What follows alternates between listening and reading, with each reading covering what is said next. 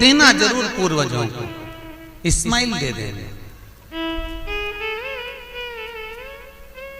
लोग कहते हैं ये 16 दिन अच्छे काम नहीं करना चाहिए, 16 दिन ये मत लो, 16 दिन वो मत लो। कौन सी पुराण में लिखा है? एक बार मुझे वो पुराण जरूर बताना कि 16 दिन ये सामान मत खरीदना, 16 दिन ये चीज मत लेना। क्योंकि शिव महापुराण में और शास्त्रों में वर्णन आता है कि 16 दिन श्राद्ध के हैं, ये पूर्वजों के हैं। आप पूर्वजों का नाम लेकर अपने पितरों का स्मरण कर कर तुम्हारी मर्जी पड़े वो खरीदो, तुम्हारी मर्जी पड़े वो लाओ, और सबसे पहले उन पूर्वजों को सम्मान पूर्वक वो वस्तु समर्पित कर दो कि आपकी है, आपको संभालना है, आपने दी है, आपके द्वारा आई है। पूर्वज खुश होंगे। तुम्हें बढ़ता हुआ देखकर तो पितर खुद आशीर्वाद देते हैं। कौन माँ होगी जो अपने बच्चे को बद्दुआ देगी? कौन पिता होगा जो अपने बच्चों को बद्दुआ देगा? अगर माता पिता अपने बेटे को गाली भी देते हैं, बद्दुआ भी देते हैं, तो बाद में रोते हैं, आंख में से आंसू निकलती है। एक माँ अपने बेटे को चिल्ला देती है तो बाद में रोती है। अगर माँ अपने बच्चों पर हाथ उठा देती है तो बाद में रोती है। तो क्या मरने के बाद पितर तुमको बद्दुआ देंगे? नहीं, पितर आशीर्वाद देते, बस इतना जरूर कहते हैं कि मैं छोड़ कर गया था रे, मैं तुझे देकर गया था रे, मुझे भूल क्यों गया? तू थोड़ा देता क्यों नहीं है? मेरे को अन्न का भाग देता क्यों नहीं है? बस वो याद करते हैं, वो आपसे मांगने की, क्योंकि आप उसके पुत्र हो, आप उसकी संतान हो, आप उसके वंश के हो, आपसे ललकता है उसको, किसी दूसरे से नहीं।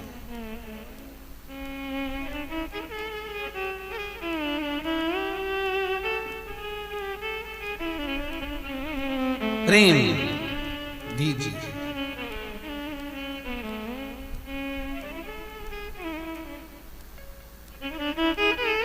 भले कोई किस भाव से आए उसका आदर हो, उसका सम्मान। कई लोगों का प्रश्न होता है, गुरुजी हम 4 भाइयों का परिवार है, पर पितृ दोष मुझ पर ही क्यों आ रहा है? मैं ही क्यों तकलीफ भोग रहा हूं? मेरे को ही क्यों कष्ट आ रहा है? मेरे ही क्यों पांव दुख रहे हैं? मेरे घर में क्यों ऐसी परेशानी आती है? सबकी सब तो सुखी है। ध्यान रखना, पितरों का जिससे लगाव होता है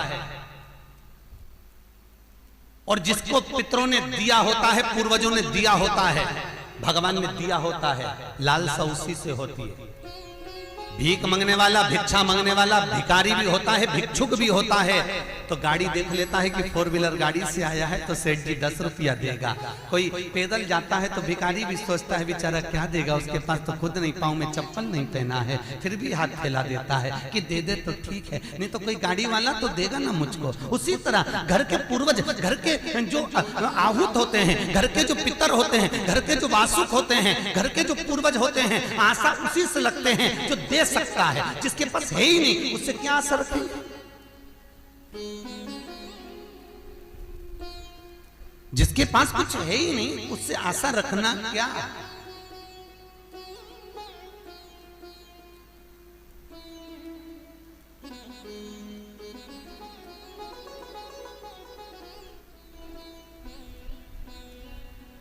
कई लोग कहते हैं गुरुजी हमारे पास देने के लिए कुछ भी नहीं, हम हमारे पूर्वजों को क्या? मत दो ना, इस्माइल तो दे सकते हो।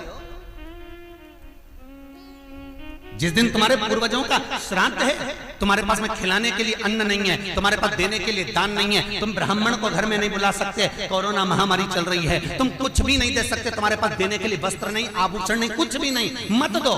निवेदन है बस चेहरे पर प्रसन्नता रखकर, एक निवेदन है कि चेहरे पर प्रसन्नता रखकर उस दिन अपने पूर्वजों को याद जरूर करना और कह देना कि आप ही का दिया हुआ है जो हम खा रहे हैं, हम पर करुणा करना, हमारे पास कुछ भी नहीं है। डब्बे में से गुड़ या शक्कर निकालकर अरे गैस को लाइटर से जलाकर उसकी अग्नि में छोड़ देना, पर 2 दाने शक्कर के छोड़ना जरूर, जिससे वो जीवात्मा दरवाजे पर आकर भूखी ना जाए, उसके मुख में कुछ तो चला जाए और वो जीवात्मा तुम्हें आशीर्वाद दे जाए। तुम्हारे पास कुछ ना हो तो इतना तो दे सकते हो साहब, इस्माइल तो दे सकते हो, प्रसन्नता तो दे सकते हो, मीठी वाणी तो दे सकते हो। अपने पूर्वजों को याद तो कर सकते हो, अपने इष्ट को याद तो कर सकते हो, जिसने दिया है उसका गुणगान तो गा सकते हो।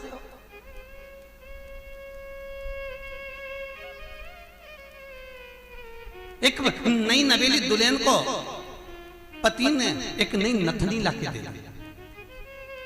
कबीरदास जी लिखते हैं, नथनी दी यार ने तो दिया बखान। यार ने केवल एक नथनी लाकर दी है, पति ने केवल एक नथनी लाकर दी है, सोने की बड़ी सुंदर, सबको दिखा रही है, घूंघटे में उघाड़ उघाड़ कर दिखा रही है, मेरे पति ने दी है। झुमका बार बार दिखा रही है, मेरे पति ने दी है, मेरे पति ने दी है। एक नथनी मात्र 2000, 5000, 10,000, 20,000, 25,000, 50,000, 1 लाख, 2 लाख की नथनी पति देता है तो सारे जगत को दिखा देते हो। वो परमात्मा देता है तो किसको क्यों नहीं बोलते कि उसने दिया है, उस पूर्वजों ने दिया है। वो छोड़ कर गए थे तो हम खा रहे हैं, अगर वो छोड़कर नहीं जाते तो रोड पर मिल जाते। लोग कहते हैं हमारी माँ ने हमको क्या दिया, हमारे पिता ने हमको क्या दिया, सब उसको देकर चले गए। भले वो किसी को दे जाएं पर आशीर्वाद लिए बगैर मत जाने देना। भले वो कितना भी पक्षपात करें, भले वो कितनी भी बेईमानी करें, भले वो कितना भी कपट करें, वो सारी जायदाद उठाकर किसी को भी दे दें, पर उन माता पिता का सम्मान जरूर करना, क्योंकि वो मरते मरते आशीर्वाद जरूर दे जाएंगे कि मैंने तुझे कुछ नहीं दिया, ले मैं तुझे आशीर्वाद देता हूँ, और तुम्हें आशीर्वाद मिल गया तो तुम निहाल हो गए। वर चाहिए, आशीर्वाद चाहिए, धन दौलत नहीं। श्राद्ध पक्ष की कथा कहती है, ये श्राद्ध पक्ष का जो वर्णन गरुड़ पुराण में कहा गया कि जीवात्मा सबसे पहले जाती है तो घर पर जाती है, जैसे जट्ठा और मट्ठा की कथा।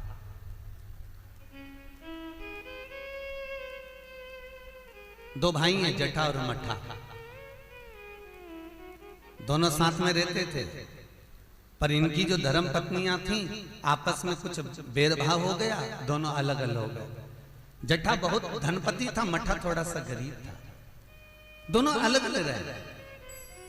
जट्ठा का बिजनेस अच्छा चलता है, जट्ठा का धन बहुत सारा है, संपदा बहुत सारी है, क्योंकि माता पिता का सारा धन जट्ठा ने अपने कब्जे में रख रखा था। सारे माता पिता की जितनी प्रॉपर्टी थी, जितना वैभव था, जितनी सत्ता थी, जट्ठा ने अपने कब्जे में रख ली थी। और मट्ठा ऐसे ही बेचारा सहज भाव का, भोला भंडारी, सरलता का भाव वाला चल दिया, अपना बोरी बिस्तर उठाया, अपनी पत्नी के साथ, बच्चों के साथ चले गए।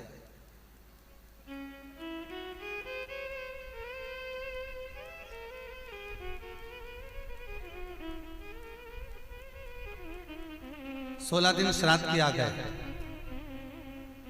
एक दिन जट्ठा की पत्नी बोली, सुनो, इतना सारा गाड़ी बंगला जमीन जायदाद ढेर सारी है, 200 एकड़ जमीन, 200 बीघा जमीन है, 4 ट्रैक्टर हैं, गाड़ी बंगला ढेर सारा है, खूब वैभव बना हुआ है, पर अपन अपने घर में सेठ बनकर रहते हैं, पर दुनिया को क्या मालूम कि अपने पास कितनी दौलत है, कितनी जायदाद है, अपने परिवार वालों को, रिश्तेदारों को, किसको क्या मालूम कि अपने पास में कितनी सत्ता, अपन कितने राशि ठाठ में रहते हैं। तो पति बोला क्या करना है, पत्नी बोली एक काम करो, तुम्हारे जो पिताजी मर गए थे उनका श्राद्ध आ रहा है,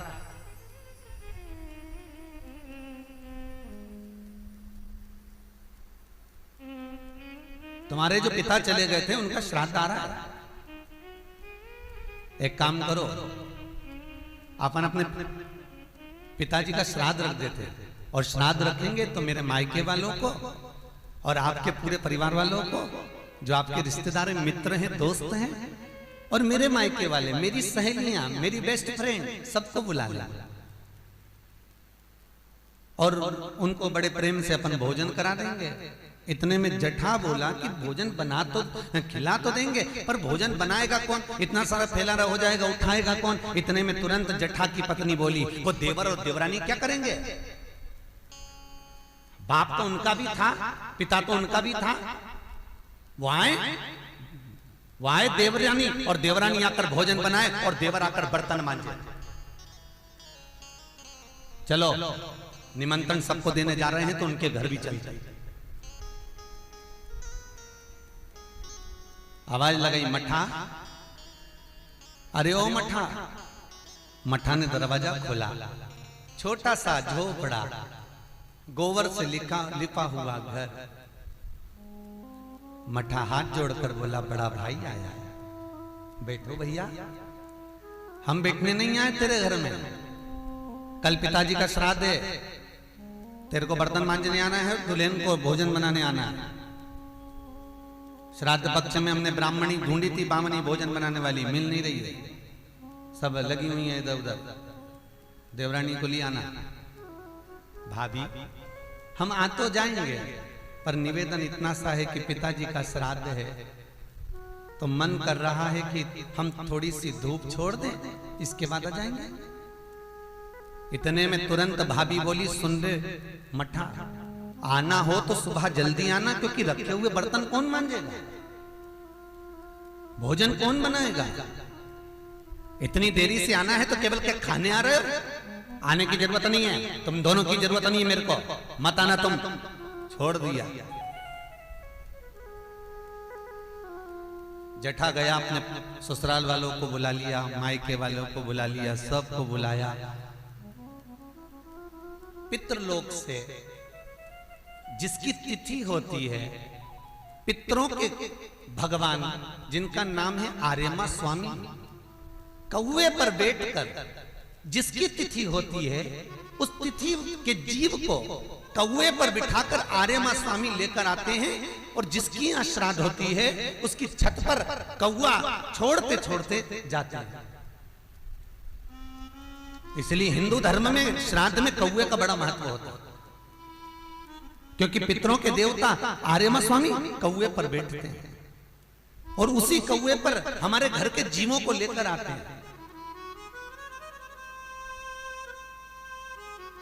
और सबसे पहले वो जीव कहां जाता है श्राद्ध पक्ष में? बहुत ध्यान से सुनना गरुड़ पुराण का ये चरित्र। सबसे पहले वो जीव कहां जाता है? जो घर का सबसे पुराना घर होता है, जहां पर घर का बड़ा बेटा रहता हो, जहां पर घर का पुराना मकान हो, पुराना घर हो, वहां वो जीव जाता है। 3 वृक्ष पितरों के तुल्य हैं। पहला पीपल, दूसरा बट वृक्ष, तीसरा बेलपत्र का वृक्ष। बेलपत्र का वृक्ष कभी अनायास श्राद्ध पक्ष में आप कुछ भी ना कर पाए, कुछ भी ना कर सकते हो, तो एक पत्ते के ऊपर कोई सा भी पत्ता ले लो, चाहे पान का ले हो, कोई पीपल का ले हो, कोई भी पत्ते के ऊपर एक पुड़ी, थोड़ा मीठा थोड़ा नमकीन रखकर अपनी कामना कर कर अपने पूर्वजों के लिए इन 3 वृक्ष के नीचे 16 श्राद्ध में किसी भी एक दिन आप वो भोजन को रखकर आ जाइए। अपनी कामना कर कर सुख का अनुभव होगा, पितरों को शांति मिलेगी। एक जट्ठा और मट्ठा की कथा हमने पहले कही है, वो भी हमारे पेज पे डली हुई है, आप उस पे से निकाल कर सुनना।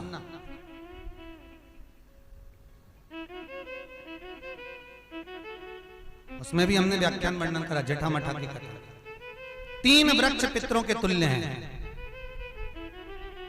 3 पक्षी पितरों के तुल्य हैं, कौवा, हंस और गरुड़।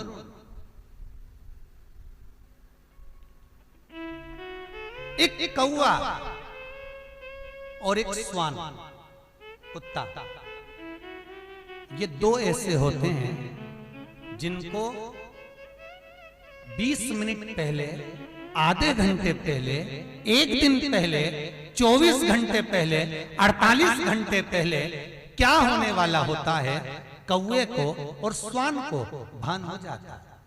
क्यों? क्योंकि ये यमलोक में जहां यमराज निवास करते हैं, स्वान और कौवा उस स्थान का भाग ग्रहण करते हैं, और इनको ये ज्ञान पूर्व से यमराज से प्राप्त होता रहता है, पूर्वभान होता प्राप्त होता रहता है। एक कौवा एक स्वान, कोई घटना घटने वाली होती है तो कुत्ता रोने लगता है,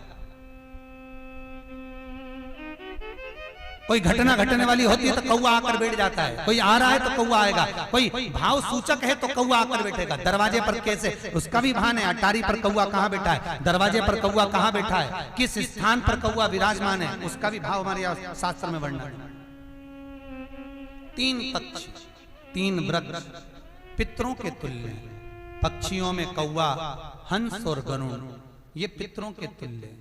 जो अधोगति में मर जाते हैं, जिनको पिंड नहीं मिलता, तर्पण नहीं होता, ब्राह्मण का भोज नहीं मिल पाता, जो मर जाते हैं, जिनका अंतिम संस्कार तक नहीं होता, जिनकी गति बिगड़ जाती है, ऐसे जीव कौवे के अंश में प्रकट होते हैं।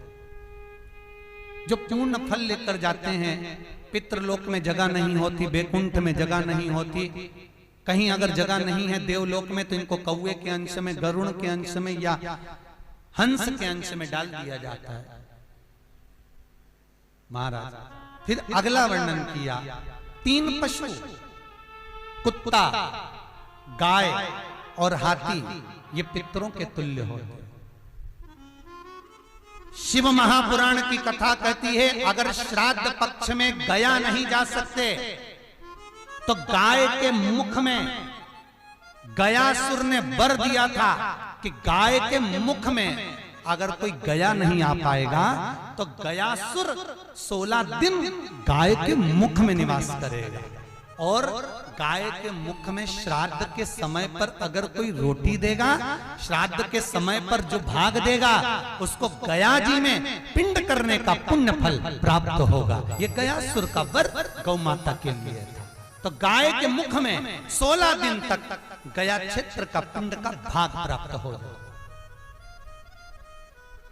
कुत्ता, गाय और हाथी। स्वान को रोटी क्यों देते हैं? क्योंकि स्वान पितरों को अपना भाग प्रदान कर देता है। स्वान रखता नहीं है, चुका देता। फिर 3 जलचर है महाराज जो पितरों के तुल्य हैं, मछली, कछुआ और नाग। पिंड जो बनाया जाता है वो पानी में दिया जाता है। मछली जिसको पाती है वो पितरों को प्राप्त होता है। कछुआ श्रावण के इस 16 श्राद्ध के अंतर्गत कछुआ यदि आपके दिए हुए भाग को पा लेता है, तो वो जीव उसी समय पर तर जाए। और महाराज नाग, वो भी पितरों के तुल्य माना। इन 3 पितरों के क्रम का वर्णन किया गया है। भगवान शिव ओगड़दानी बट का वृक्ष के रूप में ब्रह्मा को बना देते हैं और शंकर बटकेश्वर महादेव के रूप में विराजमान हो जाते हैं। ऐसा सुंदर प्रसंग शिव महापुराण में वर्णन किया।